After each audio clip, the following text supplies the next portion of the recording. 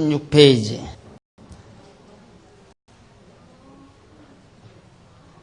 (1126페이지) 밑에 부분에 보면 14장 28절로 29절 3년 끝에 11조를 먹게 할 자들에 대해 가르쳐주는 내용입니다. 3년 끝에 11조. 매 3년 끝에 그 해 소산의 10분 1을 다 내 성읍에 저축하여 너희 중에 분깃이나 기업이 없는 레위인과 내 성중에 우거하는 객과 및 고아와 과부들로 와서 먹어 배부르게 하라. 그리하면 내 하나님 여호와께서 너의 손으로 하는 범사에 내게 복을 주시리라 하는 내용입니다. 11조로 3년 끝에 내는 11조는 완전히 요즘으로만 구제의연입니다. 구제의연. 그러니까 결국 목적은 절대 성중 안에 배고프거나 굶주리는 백성이 없게 해야 된다. 고루 모든 분들이 먹고 살아가도록 그것을 위해서 저축해 두라 이 말입니다. 그래서 3년 끝에 나오는 11조는 따로 그건 위에서 보관했다가 성중 안에 거하는 나그네나 고아나 과부 어려운 자들 이런 자들이 배고프거나 굶주리는 일이 없도록 배부르게 먹도록 그렇게 해라. 그리하면 네 하나님 여호와께서 너의 손으로 하는 범사에 내게 복을 준다. 그래서 11조를 내면 복 준다 이런 말을 자꾸 하거든요. 11조를 내면 복 준다. 근데 그 말이 맞나 안 맞나 정리를 해보십시다. 1127페이지 1127페이지 위에서 두 번째 줄 뒷부분에 보시면 그것은 성읍에 거하는 레위를 비롯해 객과 및 고아 과부들로 배부게 먹게 하려는 것이다. 그러니까 매년 소산의 11조를 여호와의 택하신 곳에 드리는데 매 3년 끝에 그의 소산의 11조는 기업이 없는 그러니까 고아나 객들 나그네 이 사람들은 기업이 없잖아요.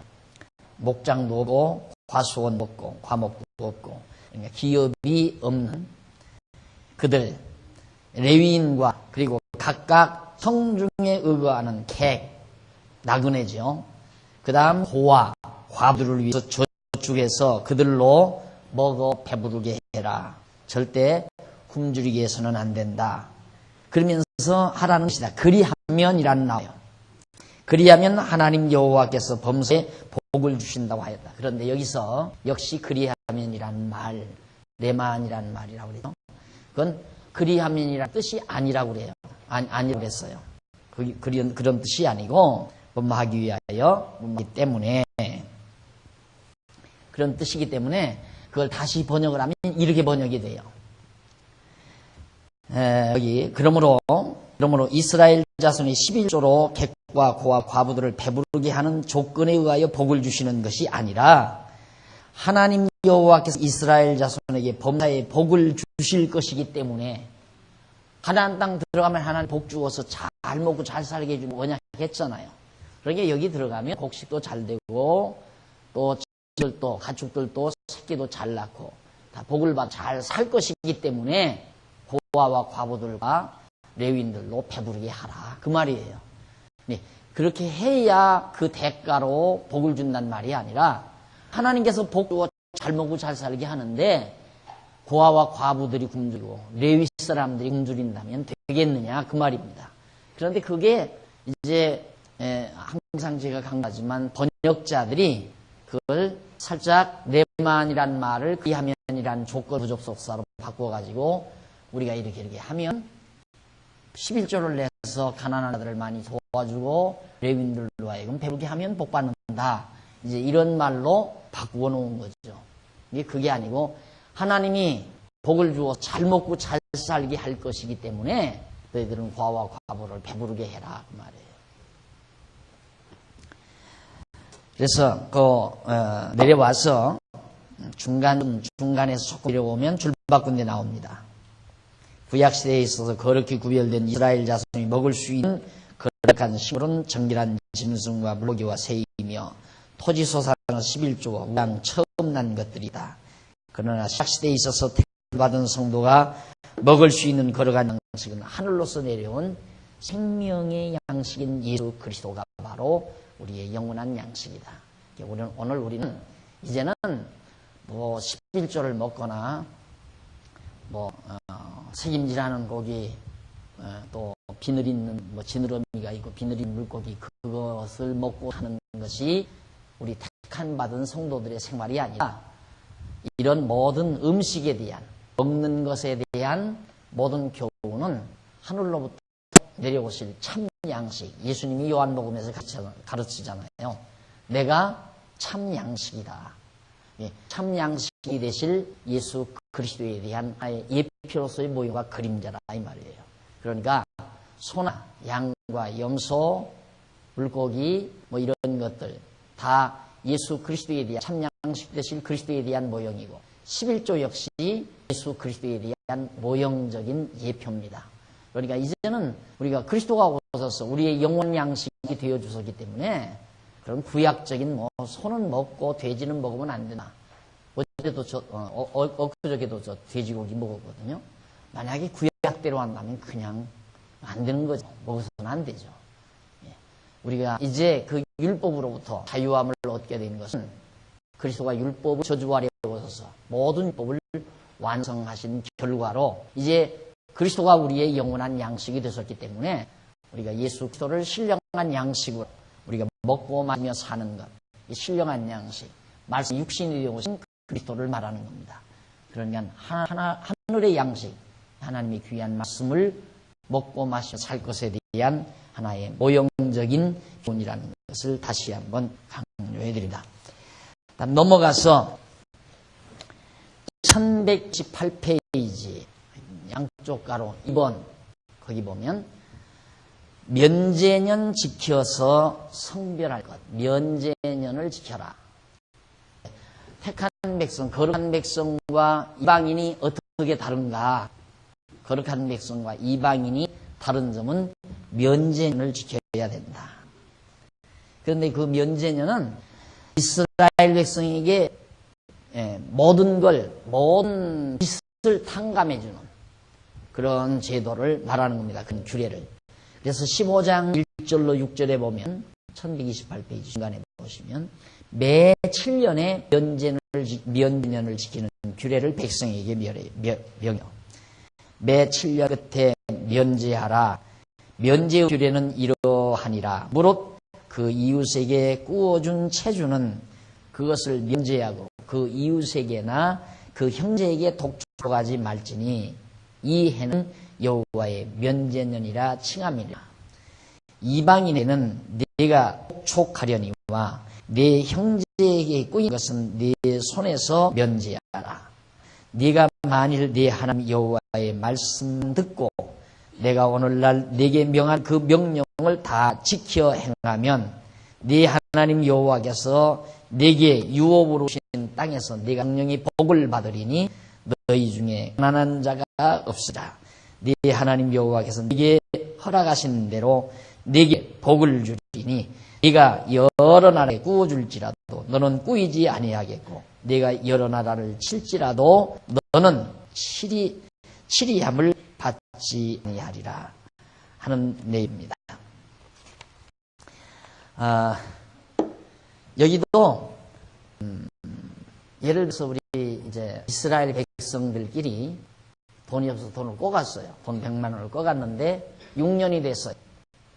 6년이 돼도 못 갚았어요. 돈이 없어서. 그럼 7년째는 다 없는 걸로 보관증이라고 합니다. 보관증도 다 째버리고 그냥 다 탕감해 주어라. 이게 지금 면제년이에요. 그런데 이 이스라엘 백성이 아닌 택한 백성이 아닌 다른 이방 민족의 돈을 꿔주려면 그건 독촉하라. 받아내라. 이런 얘기입니다. 그러니까 우리가 지금도 만약에 구약대로 하려면 우리들 성도들 돈 준다면 7년 만에 받을 생각하지 말아야죠. 그렇게 한다면 만약에 율법을 지키는 자들이죠. 이것도 역시 우리가 인정하는 의미는 다 7년이라고 하는 것은 하나님께서 창조 완성을 시키는 하나의 제7일이 창조 완성되는 데 편히 쉬는 때고, 그러니까 빚을 지고 있으면 쉴 수가 없잖아요. 다 탕감받아 편히 쉬죠. 편안함을 얻는 기간을 말하는 겁니다. 그렇기 때문에 오늘 우리는 예수 그리스도로부터 모든 걸 다 탕감받았죠. 몽땅 다 탕감받아서 편히 쉼을 얻고 살 수 있는 그런 신령한 복에 대한 한 대표로서의 모형과 그림자를 우리에게 지금 말해주고 있는 겁니다. 그러니까 이제 우리는 하나님 앞에 아무런 짐이 없어요. 다 탕감해 줬기 때문에. 모든 것 다 탕감해 줬기 때문에. 그래서 예수님이 그런 비유를 들잖아요. 한 데나리온, 한 달란트 탕감받은 자와 10달란트 탕감받은 자, 어떤 사람이 더 감사가 넘치겠느냐 하는 얘기죠. 당연히 10달란트 탕감받은 자가 더 감동이 넘치죠. 바로 오늘 우리가 그처럼 죄 많은 우리가 더 많은 걸 탕감받았기 때문에 우리가 더 감동이 많다, 감사함이 크다라는 걸 예수님께서 말씀하시기 위해서 그런 비유를 든 겁니다. 우리는 이제는 완벽하게 다 탕감을 받아서 정말 자유함이고 편안함을 누리는 이 행복을 우리가 얻게 된 겁니다. 근데 이스라엘 백성에게는 항상 매 7년마다 그런 면제년 제도를 만들어 가지고 탕감을 받게 해가는 거죠. 이방 민족들에게는 그게 없어요. 이방 민족들에게는 계속해서 뭐 대대손손 야 죽으면서까지 아무개 김천립대에게서 저 10가마 받을 거 있다. 수식에 적어놔라 해서 아들 때에 가서 계속 또 받아내고 그거에 또 이자가 일어나고 이자가 일어나고 이렇게 해서 완전히 빚진 사람이 망해버리잖아요. 하나님의 백성에게는 일이 없도록 하나님께서 역사하신 것은 장차 택함받은 우리 믿는 성도들이 빚 때문에 하나님 앞에 지은 빚 때문에 정말 고통을 당하거나 시달림을 당할 일이 없을 것을 우리에게 잘 모형적으로 보여줍니다. 그래서 늘 우리는 감사가 넘치는 거고 기쁨이 있는 거고요. 그런데 재미난 건 또 그도 역시 그런 내용이 오죠. 4, 5절 내가 만일 내 하나님 여호와의 말씀만 듣고 내가 오늘 내게 명하는 명령을 다 지켜 행하면 거기도 역시 조건문으로 나와 있어요. 한번 보십시다. 1129페이지 위에서 세 번째 줄 4절로 6절 모세가 이스라엘 자손의 면제는 죄를 지켰을 때의 결과에 대하여 언급한 내용입니다. 모세는 면제를 지켰을 때의 결과에 대하여 언급하였다. 그 결과는 첫째로 이스라엘 자손이 복을 받아 그들 가운데 가난한 자가 없게 되는 것. 면제년 규례가 없는 이방 백성들은 가난한 이웃에게 꿔주고 높은 이자와 함께 빨리 받으려고 독촉을 함으로 그들 가운데는 가난한 자들이 있기 마련이다. 그러나 이스라엘 자손은 면제년 규례를 지킴으로 그 자손 중에 가난한 자가 없어 이방 백성과 완전히 구별되는 것이다. 둘째로 여러 나라에 꾸어줄 수 있다는 얘기입니다. 꾸이지 아니하고 꾸어준다. 여러 나라를 칠지라도 또 치리함을 받지 아니하는 것이다. 백성 중에 가난한 자가 없으면 부하고 강한 나라가 되다. 그래서 여러 나라를 치리하기는 하지만 치리함을 받지는 않으며 여러 나라에 꾸어주어도 꾸이지는 않는 것이다. 라는 말로 거기 나오는데 거기 제가 이제 거기 보면 제일 위에 4절로 6절 그 두 번째 줄 중간 보시면 모세는 면제년을 지켰을 때의 결과라고 그랬어요. 지켰을 때의 결과. 그러니까 이걸 그리하면이란 말로 번역한 거거든요. 여기서 그리하면은 내만이란 말이 아니라 뭐뭐할 때란 말이에요. 때. 뭐뭐할 때. 그러니까 하나님께서 이제 이렇게 면제를 지켜서 다 평탄하게 이렇게 이것도 다 하나님이 하게 하시는 거 아닙니까? 그렇게 할 때에 나라가 부강해지게 된다 이 말이에요. 그러니까 하나님께서는 이스라엘 백성들이 부강하게 사는 방법, 또 남의 나라에 꾸어주고 주며 살 수 있는 여러 가지 조건이 아니라 여러 가지 여건들을 하나님께서 일일이 백성들에게 지시해 주는 얘기입니다. 그러니까 백성들이 어떻게 하면 그렇게 되는 게 아니라 하나님이 그렇게 할 수 있도록 이런 제도들을 만들어서 자 그렇게 해나갈 때 하나님께서 나라를 더욱 부강하고 융성하게 만들어 가신다는 하나님의 계획 발표, 하나님의 정하신 뜻을 발표하는 내용을 우리말로 번역한 번역자들이 자꾸만 인간과 하나님 사이 어떤 계약관계, 조건관계로 그렇게 번역해 놓은 것이다. 이것도 역시 번역상 문제가 있는, 잘못된.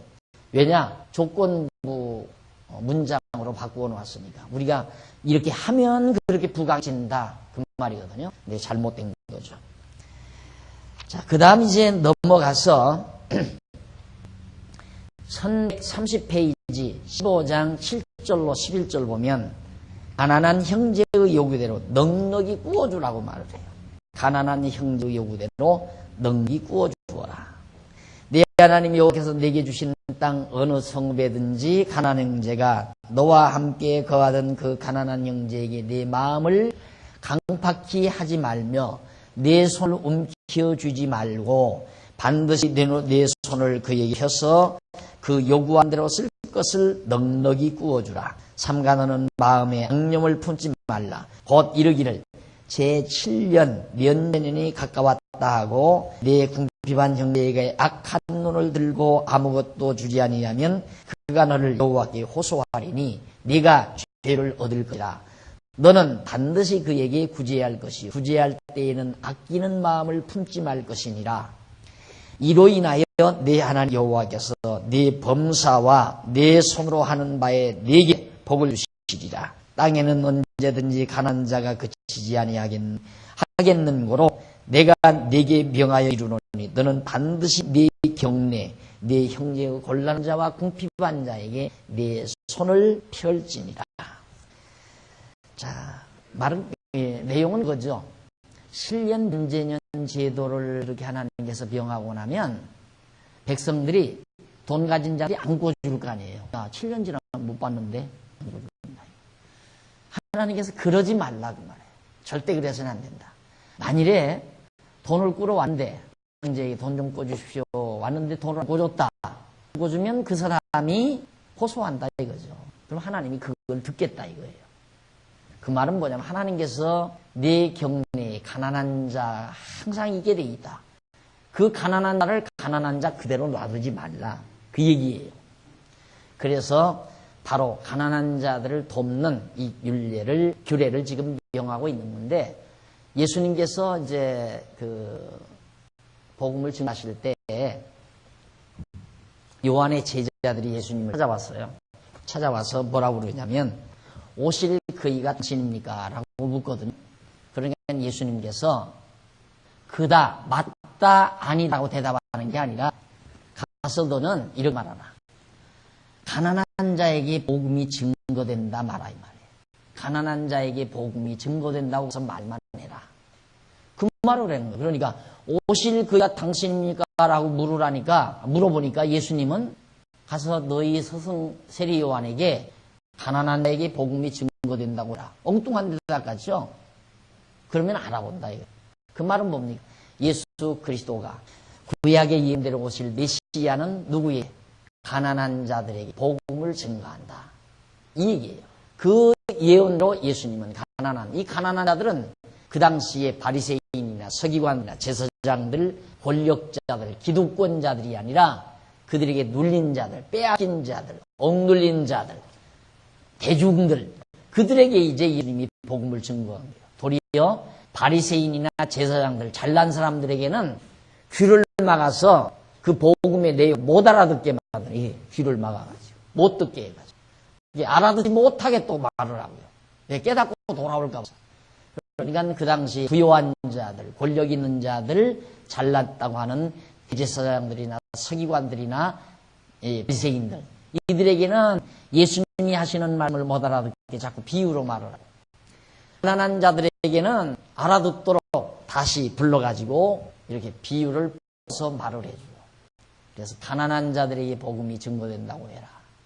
구약의 메시아가 오면 그렇게 잔 자들에게 복음을 증거한 것이 아니라 가난한 자에게 복음이 증거된다. 예언했는데 그 예언대로 예수가 가난한 자에게 복음을 증거하니까 바로 오실 그이가 당신입니까? 묻는 말에 대한 대답이 뭐가 되냐면 맞다, 내가 오실 그이다, 그 말이에요.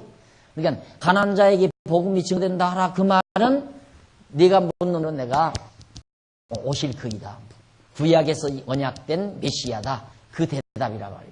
그렇게 예수님께 답변한 사실은 바로 여기 가난한 자들을 구제하라. 그래서 어떤 사람들이 그래요. 야, 성경 좀 안다는 것처럼 성경에 보면 가난한 자를 꾸이러 오면 거절하지 말라고 그랬는데 왜 당신 돈 꿔달라는 게 안 꿔주느냐. 그렇게 말하는 사람들이 있어요. 그게 이제 이 가르침의 지가 뭔지를 몰라서. 그 사람은 무슨 생각이냐면 그 예수 믿는 사람을 빌려해서 돈 꿔가기 위한 생각이거든요. 그러면 예를 들어 그런 식으로 만약에 지금 그랬다가는 살림도 해요. 다 꿔주고. 안 그래요? 계속 돈 꿔달라고 할 거니까. 뭐 7년만 지나면 다 끝나는데. 안 그래요? 그러니까 구약의 율법이라고 하는 건 다 오실 메시아에 대한 언약이에요. 그걸 모형적으로 또 메시아가 와서 이루실 것에 대한 하나의 진리지, 그것이 오늘의 삶 속에서 우리에게 실제로 적용해야 될, 그렇다면 그건 율법 시대죠. 율법 시대 율법대로 살아야 되는 거죠. 돈 꿔달라면 절대 거절하지 말고 다 꿔줘야 돼요. 그리고 7년이면 받지 말고 다 탕감해줘야 돼요. 그건 이스라엘 시대, 율법 시대로 다시 우리가 거슬러 올라가자는 얘기죠. 탕감받는 것도 하나님께 탕감받는 거고, 가난한 자에게 복음을 증거하는 또 예수 그리스도에 대한 가난한 자의 탕감, 또 돈 주는 거, 이것도 다 그리스도에 대한 예표로서의 예언적 약속이다라는 걸 우리가 명심해야 될 줄 압니다. 그래서 밑에 1131페이지 밑에서 두 번째 줄 보면, 이상에서 모세가 명한 규례는 예수 그리스도께서 택함받은 성도에게 신령한 양식을 풍성히 공급하여 가난하던 성도로 하여금 은혜의 풍성함을 누리게 하시는 긍휼하심에 대한 예표로서의 몸과 그림자이다. 예수께서는 물고기 2마리와 떡 5개를 가지고 있는 아이에게서 그것을 취하여 아무것도 가지 못한 5,000여 명 굶주린 무리를 배불리 먹이시고 남은 조각이 12광줄이 치게 하셨다. 그러므로 택함 받은 성도는 신령한 은혜를 베풀어 주셔서 은혜의 풍성함을 누리게 하신 예수가 구약 언약으로 오신 그리스도이심을 믿는 믿음에 의하여 전능자 하나님이 언약대로 이루어 주시는 여호와이심을 깨달아 알고 그를 경외하며 섬기게 되는 것이다. 예수가 그렇게 가난한 자들에게 복음을 증거했기 때문에 우리는 예수가 그리스도이심을 알고, 예수가 그리스도이시니까 하나님이 여호와이심을 따라 알고 섬기는 것이다. 구약 시대는 가난한 자에게 돈 꿔주니까 7년 되면 다 탕감하니까, 그러면 아버지 왜 돈 꿔주고 안 받아? 아들이 그렇게 물을 때, 이놈아, 애굽 땅 종되었던 데서 인도하여 내신 여호와가 받지 말라고 그랬다. 그래서 못 받는 거다. 그걸 통해서 이제 여호와 하나님을 대대손손 자녀들이 전하게 하신 거예요. 그러나 오늘 우리는 하나님이 여호와이신 걸 뭘로 전하는가? 예수가 그리스도라는 사실을 통해서 하나님이 여호와이심을 전한다는 뜻입니다. 그 다음 15장 12절로 18절에 보면 형제가 종되었을 때 제7년에 자유케 하라고 말을 합니다. 내 동족 히브리 남자나 히브리 여자가 네게 팔렸다 하라. 만일 6년을 너를 섬겼거든 제7년에 너는 그를 놓아 자유케 할 것이요, 그를 놓아 자유케 할 때에는 공수로 가지 말고 네 양무리 중에서와 타작마당에서와 포도주 틀에서 그에게 후히 줄지니 곧 네 하나님 여호와께서 네게 복을 주신 대로 그에게 줄지니라. 너는 애굽 땅 종되었던 것과 네 하나님 여호와께서 너를 속하셨음을 기억하라. 그를 인하여 내가 오늘날 이같이 네게 명하노라. 종이 만일 너와 네 집을 사랑함으로 너와 동거하기를 좋게 여겨 네게 향하여 내가 떠나지 아니하겠노라 하거든 송곳을 취하여 그의 귀를 문에 대고 뚫으라. 그리하면 그가 영영이 네 종이 되라. 네 여종에게도 일례로 할지니라. 그가 6년 동안에 품꾼의 싹의 배나 받을 만큼 너를 섬겼은즉 너는 그를 놓아 자유케 하기를 어렵게 여기지 말라. 그리하면 네 하나님 여호와께서 너희 범사에 내게 복을 주시라 하는 얘기입니다. 자, 하나님께서 여호와 하나님께서 모세를 통하여 같이 이스라엘 백성들이 이제 가나안 땅 들어가 살면서 역시 어떤 사람이 가난해질 수 있을 거 아니겠어요? 가난해지니까 갚을 것이 없으면 돈을 받고 팔려가죠. 다른 사람에게 팔려가서 그 집에 가서 종살이 하는 거예요. 우리나라에도 과거 모성제도가 있었잖아요. 본살이. 그러듯이 남의 집에 가서 이제 사는데 7년째가 되는 거예요. 그때는 무조건 다 돌려보내라 이 말이에요. 계속해서 종살이 시키면 안 된다. 왜 그러느냐면 그것도 역시 마찬가지예요. 그래서 애굽에서 이스라엘 백성들이 종살이 하잖아요. 종살이 했는데 여기서 벗어나게 했거든요. 애굽 땅 종되었던 집에서 너희를 벗어나게 하신 하나님인데 너희들이 너희 형제를 종으로 계속 부리면 어떡하느냐 이 말이에요. 7년만 되면 다 돌려보내 빈손으로 돌려보내지 말아라. 하나를 많은 거 와서 돌려보내라 이 말이에요. 6년 동안 종살이 했으니 종로로 됐으니까. 그리고 혹시라도 내 집에서 계속 종살이 하겠다고 사정을 하거들랑 그 사람은 귀에다가 송곳으로 구멍을 뚫어가지고 표시를 해라 이 말이에요.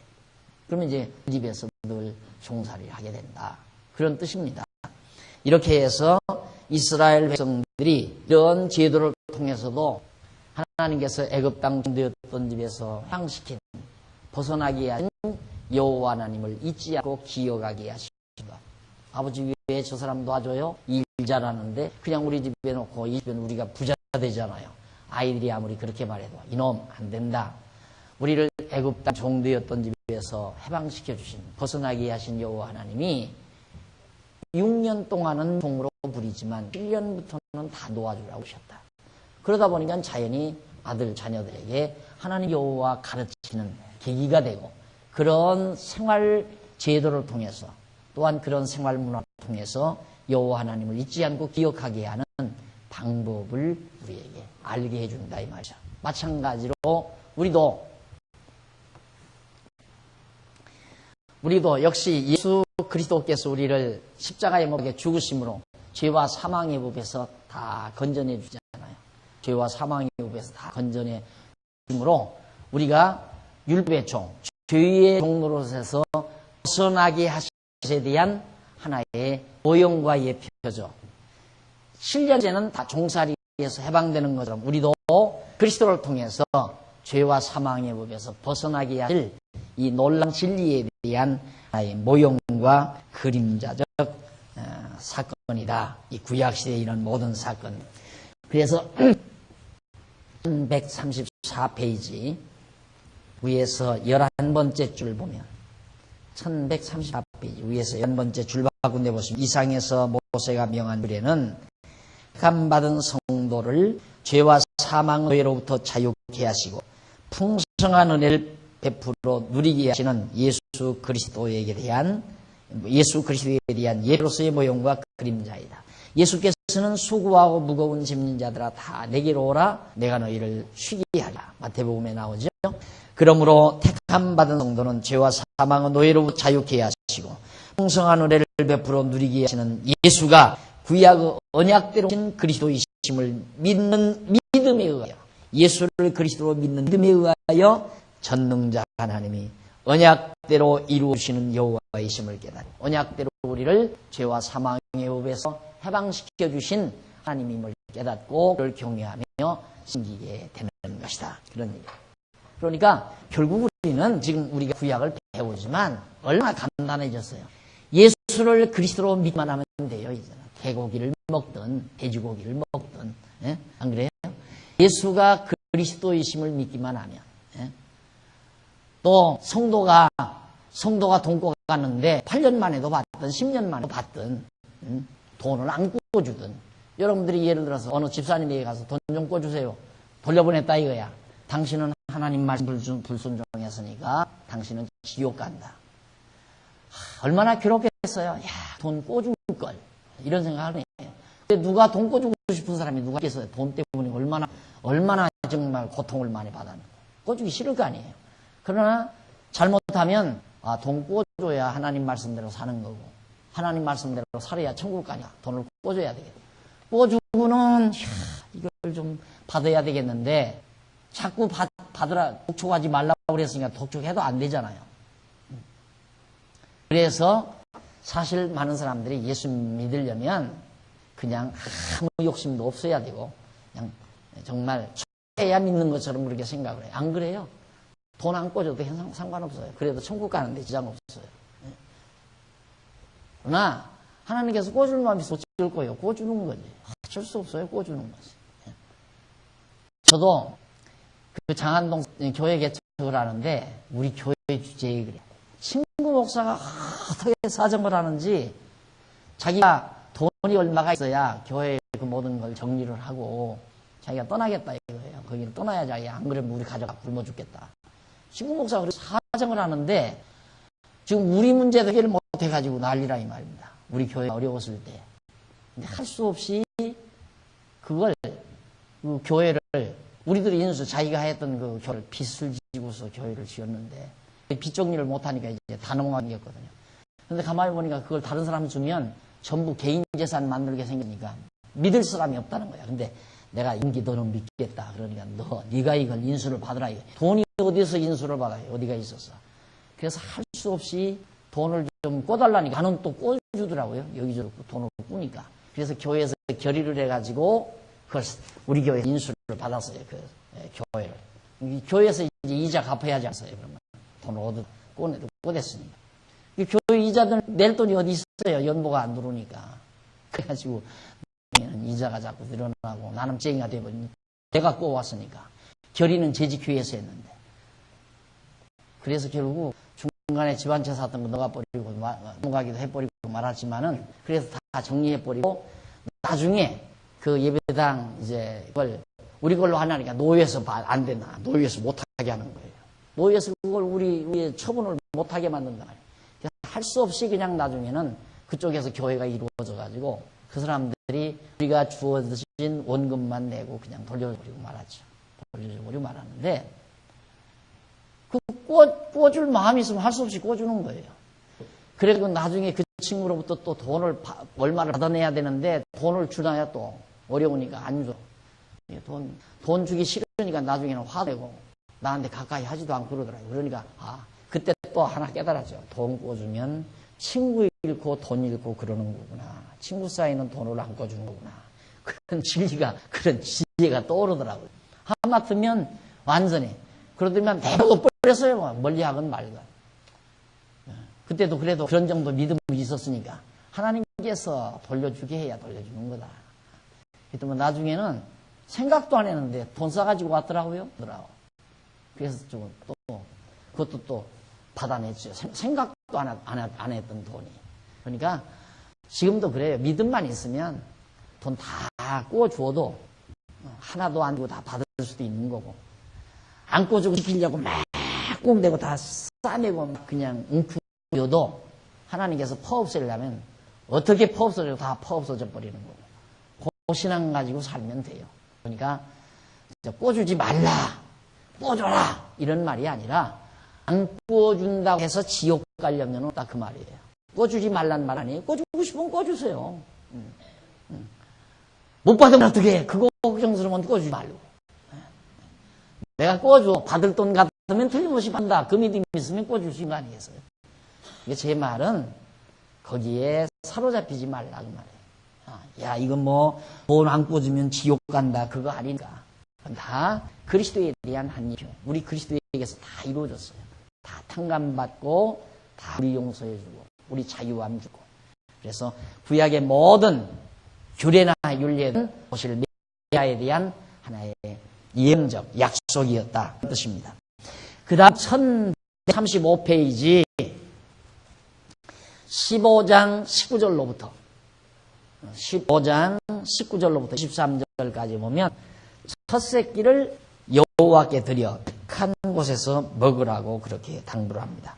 너는 위양 처음 난 수컷은 구별하여 내 하나님 여호와께 드릴 것이니 네 소의 첫 새끼는 주지 말고 네 양의 첫 새끼의 털을 깎지 말고 너와 네 가족 가족이 매년에 여호와의 택하신 네 하나님 여호와 앞에서 먹을지니라. 그러나 그 짐승이 흠이 있어서 절거나 눈이 멀었거나 무슨 흠이 있든지 네 하나님 여호와께 잡아들이지 못할지니 네 성중에서 먹되 부정한 자 정한 자가 다같이 먹기를 노루와 사슴을 먹음같이 할 것이요 오직 피는 먹지 말고 물같이 땅에 쏟을지니라. 너는 우유는 처음 난 수컷 이것은 구별해라 이 말이죠. 그것도 역시 애굽 땅 종되었던 집에서 인도하여 내신 여호와 하나님을 잊지 않게 하려는 거죠. 그것이 이제 이스라엘 백성, 택한 백성에게는 그게 목적이고 더 나아가서는 장차 첫 아들, 첫 새끼, 그 다음 6월절 양으로 오실 예수 그리스도에 대한 하나의 모형이고요. 그러니까 구약시대 첫 새끼를 반드시 구별해서 하나님 앞에 드려야 하는 이유는 이스라엘 백성들이 여기서 애굽에서 애굽 사람 첫 아들, 첫 새끼 다 드렸잖아요. 그런데 이스라엘 백성들의 첫 아들이나 첫 새끼는 하나도 죽이지 않았어요. 그래서 그때 이제 첫 것은 내 것이다. 첫 아들은 내 것이다. 첫 새끼는 내 것이고 소도 첫 새끼는 내 것이고. 왜? 애굽 사람들은 그걸 다 죽였지만 너희들 건 내가 살리지 않았냐. 그걸 잊지 않고 기억하게 하시려는 거예요. 하나님이 뭐 첫 새끼 갖다가 농장 만들어서 목장 만들어서 기르려고 가져라는 게 아니라 이스라엘 백성들이 말로만 구별하는 거예요. 이거 하나님 받으십시오. 그럼 하나님 와서 하나도 갈비 한 대 구워 잡수는 하나님이 아니거든. 하나님이 하나도 잡수는 것도 없어요. 그런데 왜 무엇 때문에 첫 새끼를 구별해서 하나님 앞에 드리고 그걸 다 피는 땅에다 쏟고 그건 다 너희들이 먹으라 하나님께 구별해서 제물로 드리고. 이유는 애굽 땅 종되었던 집에서 인도하여 내신 하나님 여호와를 잊어버리지 않고 기억하게 하시려는데 그 주 목적이 있습니다. 그런데 오늘 우리는 어떻게 첫 아들로 오셔 첫 열매로 오셔서 이 땅에 오셔서 우리를 대신하여 제물로 드려주실 예수 그리스도에 대한 예표로서의 모형과 그림자이기 때문에 우리는 완벽한 것으로 드리는 거죠. 그래서 이스라엘 백성들은 매년 해야 되지만 매년 첫 새끼, 첫 열매를 드려야 되지만 우리는 이제 완벽하게 영원 것으로 드렸기 때문에 안 해도 된다. 안 해도 되는 게 아니라 이제 안 하는 거죠. 안 하는 게 아니라 완벽한 걸 한 거예요. 예수 그리스도의 첫 열매, 첫 새끼로, 첫 아들로 하나님 앞에 드리셨기 때문에. 그러니까 지금은 첫 열매 안 가져도 되는데 그 전에 보니까 제가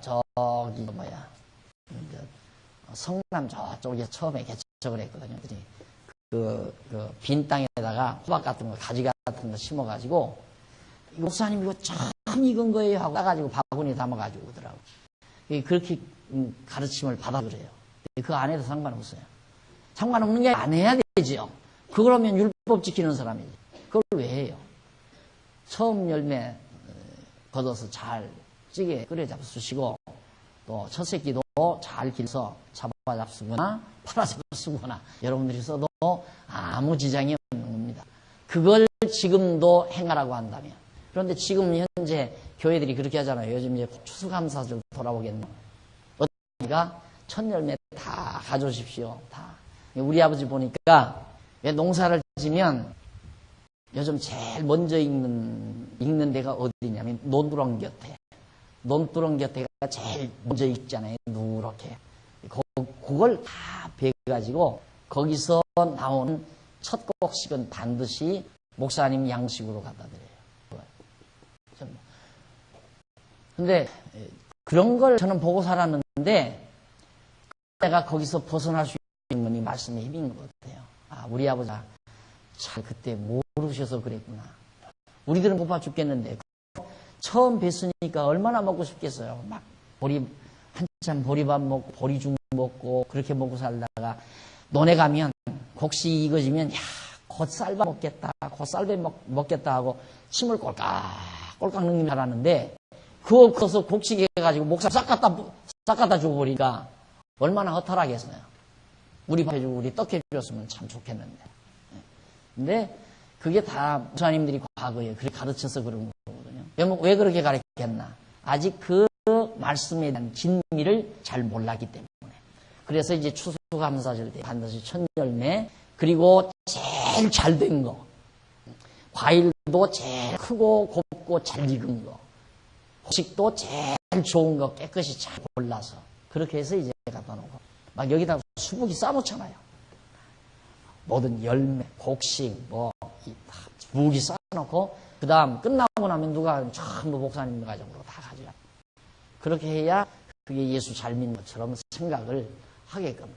근데 그런 제도들이 어떻게 보면 유치한 신앙생활은 혹시 조금이라도 도움이 될지 모르겠지만 잘못하면 그것이 계속 발전하게 되면 무속이 돼버리고 말아요. 그냥 무속. 아야 하는 게 좋아요. 절대 그거 안 하는 것이. 그래서 철저히 그런 모든 내용들을 통해서 예수를 증거하고 첫 열매도 예수를 증거하고 첫 새끼도 예수를 증거하고 면제년도 예수를 증거하고 모든 구약의 규례나 또한 모든 율례나 법도 계명 이런 모든 것들을 통하여 예수 그리스도를 증거하는 것이 가장 올바른 복음 전도고 그것이 바른 말씀 증거라는 것. 그래서 구약 모두는 다 구약의 모든 율법이나 선지나 시편은 예수님 그랬잖아요. 내 대하여 증거하는 것이다. 누가복음에 나오죠. 예수님이 그랬잖아요. 율법과 선지와 시편은 예수님 당신을 증거하는 것이다. 그러니까 이것도 첫 열매니 첫 새끼니 율법 아니에요. 이거 누구 증거하는? 예수 증거하는 거죠. 그러니까 박 목사 성경 제대로 잘 가르치는 거예요. 더 지금부터 더 들어봐야 돼. 혹시 여기 그런 사람이 있을지 몰라. 아직도 몰라. 저러다가 가다가 싹 꼬부려 붙인다고. 그러니까 더 들어봐야 돼. 7년만 들어보세요. 그러면 6, 7년만 더 들어보세요. 아무리 목젖이 내려가도록 들어봐도 서럽게 들어봐도 꼬부라 붙이는 일 없을 거니까 이렇게. 지금부터 마음 딱 정하고요. 마음 푹 놓고 공부 제대로 열심히 잘하면 돼요. 공연히 의심의 눈초리로 들을 필요도 없고 의심할 필요도 없고 정확하잖아요. 내가 연구한 것도 아니고 성경에 있는 얘기인데 다 성경에 그렇게 우리에게 다 가르쳐준 말씀 아닙니까? 그래서 첫 새끼를 여호와께 드려 택한 곳에서만 먹으라. 얘기. 우리가 예수의 살과 피를 먹으라 했을 때 정말 겟세마네 동산에서 십자가에 매달려 있는 예수님의 살을 먹으라는 게 아니잖아요. 그 말을 어떻게 유대인들이 어떻게 알아들어요? 바리새인과 서기관들이 그걸 어떻게 알아들어요? 못 알아듣죠. 그러니까 예수님이 설명하기를 살과 피를 먹으라 하면서 신과 생명을 말한다. 예수의 생명을 받고 예수의 신을 우리가 받고 성령을 받고 예수의 생명을 받아들이는 것이 예수의 살과 피를 먹는 거죠. 구약시대 이스라엘 백성들이 여기서 첫 새끼, 첫 송아지 새끼를 하나님 앞에 드리고 그 고기를 먹고 마시는 것은 오늘 우리가 예수를 통하여 예수의 살과 피를 먹는 것과 먹는 것에 대한 하나의 모형적 사건이었다. 그런 얘기입니다. 그 다음 1136페이지 16장 1절로 8절에 보면 6월절에 제물을 까신 곳에서 구워 먹으라고 당부합니다. 6월절에. 자, 1절 아비보를 지켜 내 하나님 여호와의 6월절 예식을 행하라. 이는 아비벌에 내 하나님 여호와께서 밤에 너를 애굽에서 인하여 내셨음이니라. 자, 왜 무엇 때문에 아비벌을 지키라? 6월절 아비벌 지키라는 말은 아비벌 중에 6월절이 있거든요. 6월절 지키라 그 말이에요. 이걸 행하는 이유는 하나님 여호와께서 밤에 너를 애굽에서 인도했으니까 그거 지키라 이 말이죠. 그러니까 바꾸어 말하면 애굽에서 인도해내신 일을 잊어버리지 않기 위해서 6월을 지키라. 그렇게 여러분이 바꾸어 이해하면 달라요. 더 쉽고 6월절 왜 지키라고 그러는가? 하나님이 배고파서 뭘 잡수고 싶어서 그게 아니라 백성들이 그거 잊어버릴까 봐. 애굽 땅에서 해방시킨 저 놀라운 사건을 백성들이 잊어버리면 하나님이 잊어버리잖아요. 자녀들이 부모 잊어버리고 사는 이유가 무엇 때문에 그래요?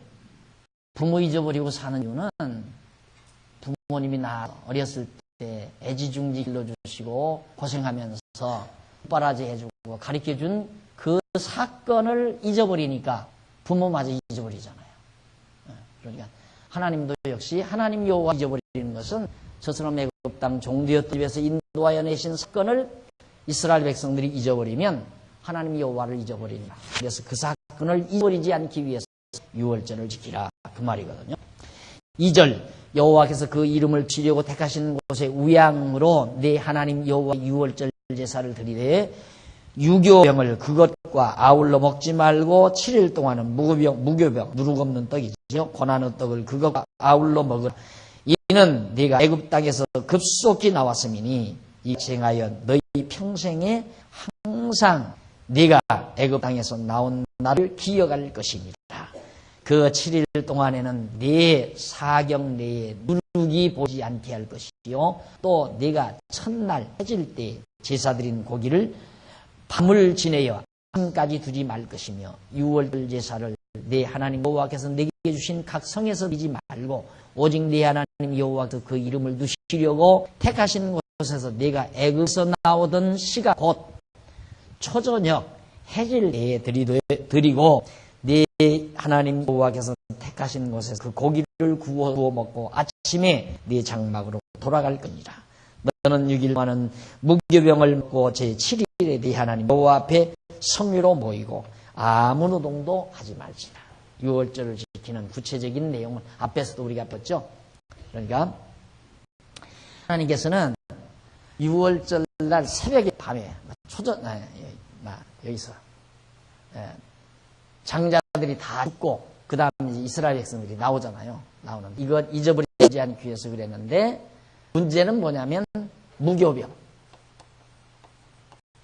누룩 없는 떡을 6일 동안 7일째까지 먹으라는 얘기입니다.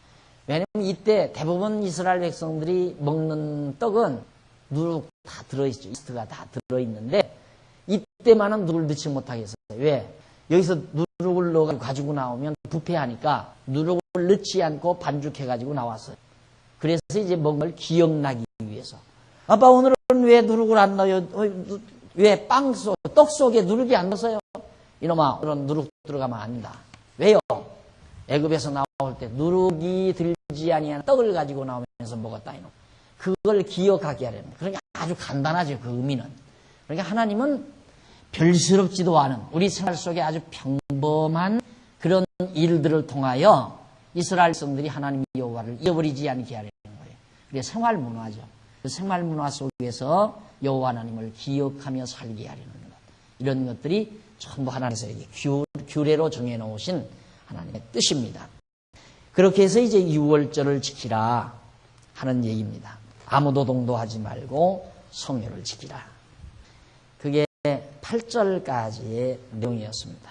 넘어가서 1138페이지 16장 9절로 12절까지 보면 77절에 자원예물을 드리고 즐거워하라고 그래요. 자원예물 77절 77절은 77, 49 6월절 지난 다음에 77 7일에가 지냈다 해서 77절이에요.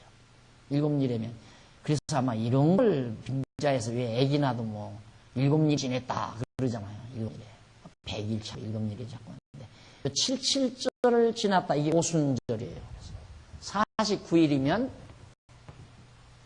77 49 아니에요. 77절이라고도 하고 그 다음 이 49일이 지난 50일째니까 이 50일째를 오순이라고 해요. 오순절 77절 오순절 같은 내용이에요.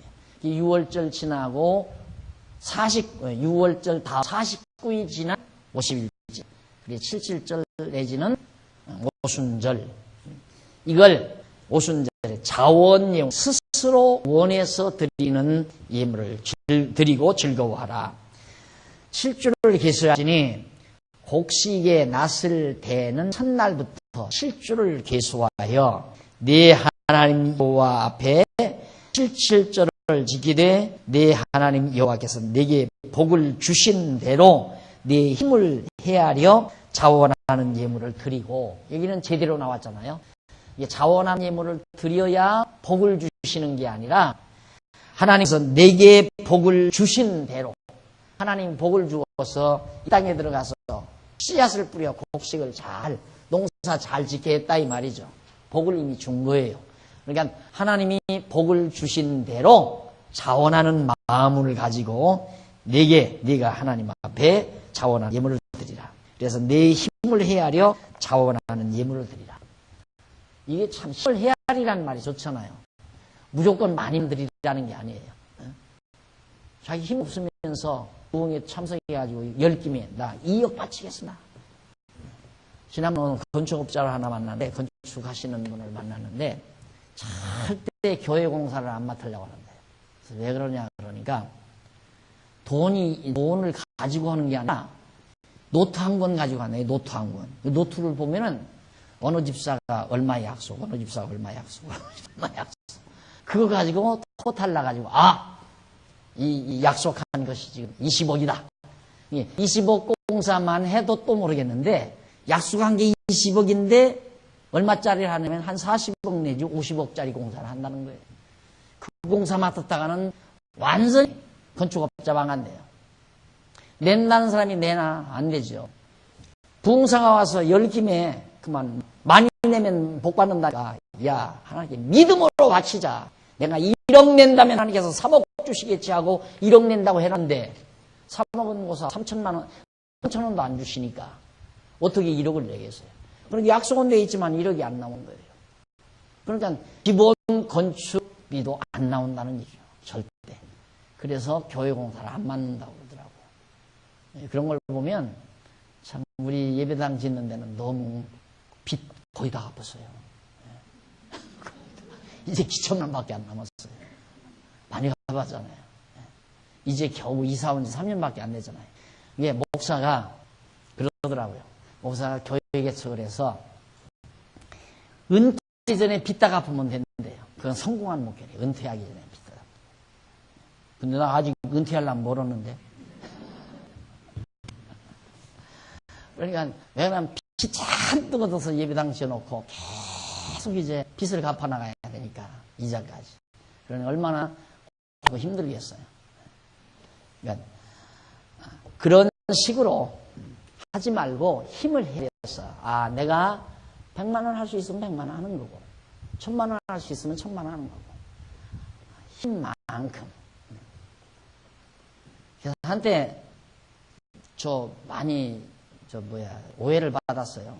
이 집 짓고 뭐 할 때 내가 할 때는 그렇게 힘을 못 쓸 것 같아. 힘이 안 것 같은데 자꾸만 한다고 그래서 그냥 그래요? 하고 그냥 연보를 한다고 그러면 막 아이고 그렇게 많이요? 수고하셨습니다. 역시 믿음이 좋으셔 하고 이렇게 좀 해줘야 되는데 목사님 제가 이렇게 할 거예요. 그래요? 가만히 생각하면 무거울 텐데 하고 별로 이렇게 제가 생각을 안 했지만 뒤로 들려오는 얘기가 우리 목사님 이상하다 이거예요. 자기를 무시한다느니 번침하지 않다느니 그건 아닌데 힘 쓸 만큼 자기가 감당할 만큼 그렇게 기쁨을 해야지 감당도 못하면 해놓고는 늘 그것 때문에 증이 돼서 짜증하고 힘들어하고 고달파하고 보는 사람도 괴롭고 보는 사람도 보내요. 해놓고 기뻐야 한 거죠. 안 그래요? 그러니까 크게가 많게가 중요한 것이 아니라 얼마나 마음 편안하게 즐겁게가 중요한 것이다. 얼마나 즐겁고 편안하게 기쁜 마음이 중요한 거지 얼마나 크고 많게가 중요한 게 아니다라는 거. 항상 이건 여러분의 살 속에도 마찬가지입니다. 얼마나 큰 집에서 얼마나 많은 돈을 써가면서 사느냐 중요한 게 아니라 얼마나 마음 편안하게 기쁘고 즐겁게 사느냐가 중요한 것이다 하는 걸 항상 정말 이런 철학으로라도 그 철학 가지고 사십시오. 근데 우리는 안 그래요. 큰 것 갖고 많게 많이 가지고 크게 사는 거 그게 좋은 걸로 생각하는 거 그거 아니다 이 말이에요. 기쁨으로 즐겁게 할 수 있는 거죠. 그래서 하나님께서 계속해서 하시는 말씀이 힘을 헤아려서 자기가 감당할 수 있는 힘을 헤아려. 그래서 다윗의 노래 가운데, 시편 가운데 늘 마음속에 항상 자극을 주는 게 있어요. 내가 미치지 못할 꿈을 꾸지 않는다. 내가 미치지 못할 일을 자기는 꾸지 않는다. 하나님께서 나로 할 만한 일, 그 일만 열심히. 그건 지금 하는 일이 그게 하나님이 나에게 맡긴 할 수 있는 일이에요. 지금 하는 일이 그게 적당한 일이에요. 하지도 않는 일을 더 크게 만드는 것은 허욕이에요. 내가 지금 하지도 않는 일 더 크게 만들려고 자꾸 하는 것은 허욕에서 오는 거예요. 지금 하는 일, 하고 있는 일이 적당한 일, 하나님께서 하게 하신 일입니다. 그 일 열심히 그만 하면, 열심히 그렇게 하면 그것이 가장 지혜로운 삶이죠. 그 다음, 그러면서 11절, 너와 네 자녀와 노비와 네 성중에 거하는 레위인과 너희 중에 있는 객과 고아와 과부가 함께 네 하나님 여호와께서 그 이름을 두시고 택하신 곳에서 네 하나님 여호와께서 즐거워할지니라. 너는 애굽에서 종했던 것을 기억하고 이 규례를 지켜 행할지니라. 애굽에서 이걸 했던 일 기억해라 이 말이에요. 그러니까 고아, 종, 과부, 조아와 공, 과부, 나그네. 고아, 하나님 아버지를 떠난 버림받은 고아 같은 민족. 그 다음 종, 애굽의 종노릇. 그 다음 과부, 하나님 남편 되신 하나님을 떠난 과부 같은 참 처절한 그런 모습. 애굽. 나그네, 고향을 떠난 이방 나라에 흩어져 살고 있는 나그네 민족. 이게 다 이스라엘 민족의 애굽에서의 모습을 잘 대변해 줄 수 있는 좋은 명칭들이에요. 고아 같은 이스라엘, 종과 같은 이스라엘, 과부 같은 나그네 같은 애굽 땅에서의 이스라엘 민족. 그걸 기억하고 여기서 17절 잘 지키라 이 말. 잊어버리지 마. 내 땅에다가 내가 씨앗 뿌려서 농사짓고 열매 거두어서 내가 주인으로서 살 수 있는 이 행복, 이 기쁨, 종도 아니고 이제는 하나님이 아버지가 되시고 하나님의 사랑을 받을 사는 하나님의 아내와 같은 이스라엘 민족, 또 종이 아니라 주인이 되고 나그네가 아니라 이제는 정말 내 집에서 내 나라에서 살게 된 이 기쁨을 잊지 않기 위해서는 과거의 고아와 종과 과부, 나그네 이걸 기억하기 위해서 이들이 혹시 이 땅에 있다 할지라도 종이 있고 나그네가 있고 과부가 있고 고아가 있다 하더라도 그들도 다 같이 즐겨라 이 말이에요. 한 사람도 버리지 말고 그들과 함께 기쁨으로 하나님 앞에 영광을 돌려라. 그러니까 무슨 부재 차원에서 자선 차원에서 고아와 과부와 종을 도우라 그 말 아니에요.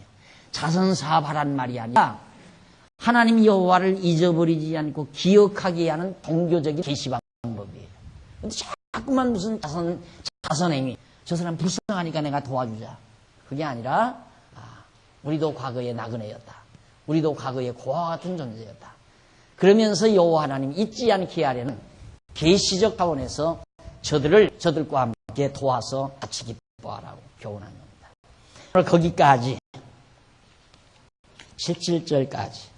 그 다음 시간에 1339페이지 초막절에 대한 16장 13절서부터 기도하십시다. 긍휼과 자비가 많으신 하나님 아버지, 하나님께서 이스라엘 백성들을 애굽에서 건져내시고 여호와 하나님 잊지 아니하고 늘 경외하며 섬기게 하시려고 각종 규례들을 명한 말씀들을 저희들이 살펴봤습니다. 하나님 아버지, 얼마나 하나님께서 여호와 하나님 잊어버리지 않게 하시려는 집념이 강한 집념을 가지고 교훈하시는가를 저희들이 깨달았사오니 하나님 아버지여 감사합니다. 오늘 우리에게는 정말 잊을 수 없는 예수 그리스도 사건을 통하여 죄와 사망에 의해서 우리를 건져주신 여호와 하나님이 잊지 않고 늘 감사하며 경외하며 섬기며 살 수 있는 이 행복을 주셨사오니 하나님 아버지여 날마다 우리의 삶 속에서 하나님 잊어버리는 일이 없도록 해주시옵소서. 주시옵소서. 예수가 그리스도이심을 기억하고 하나님이 여호와이심을 깨달으면서 늘 경외하며 사는 슬기로운 종들이 되게 해 주시옵소서. 오늘 또 이 귀한 복음을 위하여 연보에 동참했습니다. 드려진 연보 많든 적든 그 액수 관계없이 하나님의 선하신 일에 소중하게 쓰여지고 이를 통하여 하나님께 영광이요 우리에게는 더욱 기쁨이 넘치도록 역사하시옵시기를 비옵고 예수님의 이름으로 기도드립니다. 아멘.